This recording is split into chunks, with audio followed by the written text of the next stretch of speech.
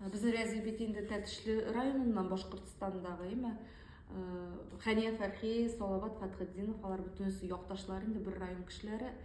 Узган ел біз жай күнү анда конакка кайткач, Хания Фәрхинин музейине кирдик. Ул әле яңа гына эшләп килә бит инде, шул 1 ел, 2 ел чамасы микән. Анда сеңлесе Фирүзә апа безне шулай бик җылы каршы алып, шәйләр ясап, Хания Фәрхинең шушы музей буйлап инде күлмәкләре, теге легендар күлмәкләре, монысы менә татар җырында катнашкан, монысы шунда.